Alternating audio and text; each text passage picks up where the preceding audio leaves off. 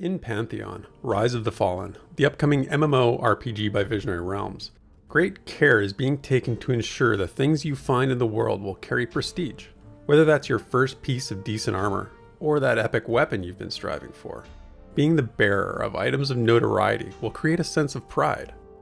Weapons and armor will be recognizable, and they'll inspire and impress others as you journey through the world. Item prestige and identity have been one of the founding tenets of Pantheon since its earliest days of development. But what notable items might we see in Terminus? In this video, I'll highlight what the lore has suggested might be some of the most sought after weapons.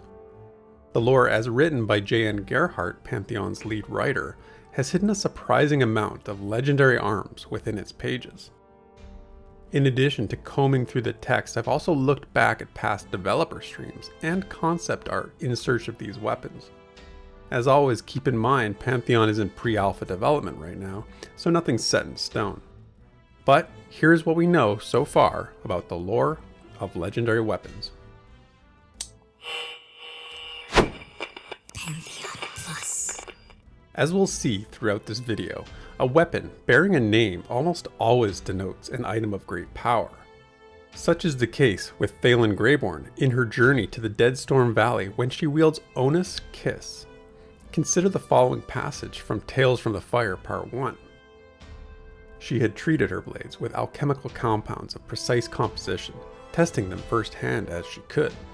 The one she simply called Onus Kiss tore through the stormcloth with satisfying ease, like a flesh-eating poison might a common mortal. The hum of the blades as they swung through the air and then into beast, then into air and back into beast was a pleasing melody to her ear, like a bard enjoying the pick of his strings. She played her skill in the shadows, using darkness against them in cruel poetry. What type of blade is Onus Kiss? We learn that it's one of 2 curved swords she equips in preparation for battle with the Children of the Valley. This suggests Onus Kiss might also have a twin blade, although we don't learn of its name in the tale. We might also infer that Onus Kiss is a falchion or a scimitar, given its curvature. The tale notes the hum of the blades as they swung through the air, suggesting a length sufficient to produce a resonance. Further, Onus Kiss's appearance, to coat a blade with alchemical compounds, brings to mind the tactics and finesse of a rogue. A sword suitable for such use would certainly be light in weight, with fine features. Finally, the beings she bears Onus Kiss against are the Children of the Valley, which are described as follows. Their bodies had no muscle, no hair, and were instead an unstable shifting form. Their flesh was not tissue. Their skin was black, inky vapor, an anthropomorphic raiment that was ever swirling. It would be unlikely that these otherworldly beings would be harmed by anything but a blade of magical infusion. Will you wield Onus Kiss and possibly its mysterious twin in Terminus? Perhaps start by seeking out Thaylen Greyborn for some answers.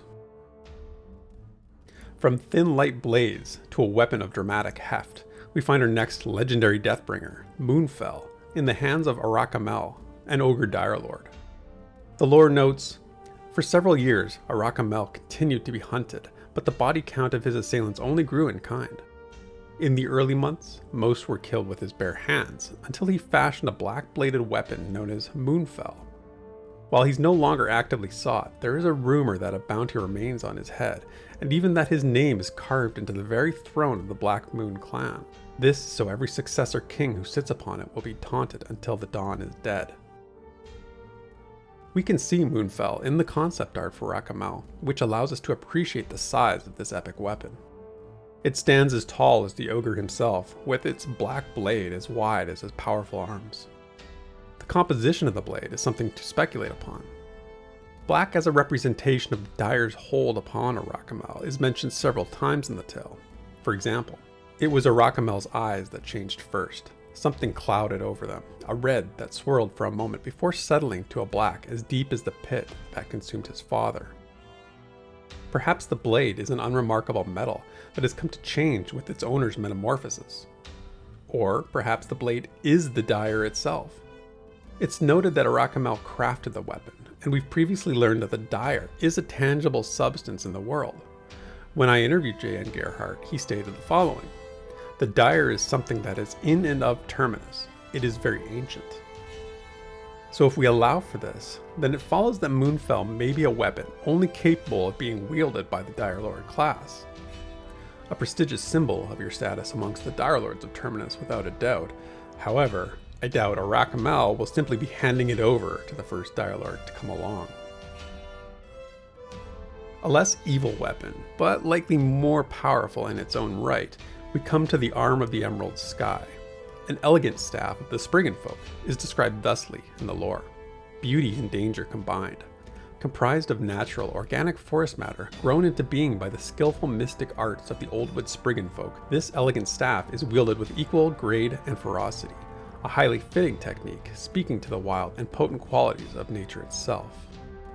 We have little need to speculate on the aspects of the Arm of the Emerald Sky, as it's detailed well in the concept art.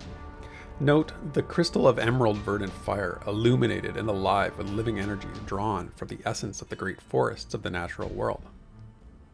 One interesting notation is the hand grip for dual wielding. It's common to assume a staff such as this would be a two-handed weapon, yet it appears the arm can be wielded in one hand as well. This may make it more than just a spellcaster's weapon, given the spear-like structure for thrusting attacks and projectile casting. With its connection to the natural world, it would fit that this would be a must-have weapon for the druid in Pantheon. But what about the wizard, enchanter, and summoner? Perhaps it has the power to summon a Spriggan, or enchant those not of the natural world, or even convert the mage's flame into that of verdant fire. The Arm of Emerald Sky stands taller than a Spriggan, so should you manage to acquire this in Pantheon, there will be no denying your prestige. Now we enter the realms of truly god-tier weaponry. The first entry comes to us from the lore from the Night of the Five Voices, also known as Part 3 of the Keepings of Castigu. In it, Kazas, the deity of the Dwarven people, demonstrates the multifaceted power of his great hammer. From the perspective of Narian Castigu, we learn, if Kazas' tone was even a fraction less enthused, the sight would have fainted me. Still, he left me in shivers and strode to the cliff wall, soundlessly pulling his mythical great hammer from his back. With one effortless blow, he crashed the hammer's head against the stone, eliciting a sharp ring that bounded off the cliff corridors all around us. A passageway opened in response, flinging wide from the impact. A great hammer invokes images of powerful destruction, but in this scene we see that it may have a purpose beyond that. A key to a long-forgotten place, perhaps. In this case, it's the realm of the dragon Telnarsis that the great hammer opens. But don't think that violence isn't also part of Kazas' great hammer. The lore goes on to showcase its power when Kazas warns the snow dragon against its encroachment. It notes, "Before I could hint at a response, an enormous hammer fell before my face, severing the cordial air between Telnarsis and myself. Kazas threw me to the side, almost tossing me into the cave hole we had first exited from." Despite the dragon's raging, his own posture was tranquil, alarmingly so if not for his size and presence. "There is no supposition upon your sovereignty, Telnarsis." Kazas spun the massive hammer in his hands with a short, blurred twist before bringing it up to rest against his shoulder. "Nor should there be upon mine." If you're questioning whether the hammer of a god would be a weapon obtainable in-game, it's important to keep in mind that Kazas has chosen dissension, giving up his immortality to live and rule amongst his people. So acquiring his hammer might just be plausible, at least for those of dwarven kind. Lastly, and most mysterious by far, are the weapons of Osari, another descendant deity, but this time of the humans of Terminus. His weapon of choice, twin axes named Thrash and Profane, which are documented in the Book of the Avaloth. It reads, "Tokens and depictions of Osari are similarly outlawed, but some vengeful mortals keep these items buried beneath their cloaks, and bodily markings similarly covered. In those depictions, the head of the defrocked god is often missing, though he still holds his twin axes, Thrash and Profane." The only inferences that can be made about Thrash and Profane come from what has been documented of Osari. Known primarily for razing the human town of Havensong and slaying King Amensal, we can now picture Osari wielding said weapons during his reign of terror. His moniker, He Who Rages, conjures images of the twin axes being swung with vicious contempt for his foes. Such was the power of Thrash and Profane that Osari managed to do what few others accomplished during the Deicide War. The lore reveals, True to his namesake, Osari raged in ferocity and managed to wound one of the war wizards.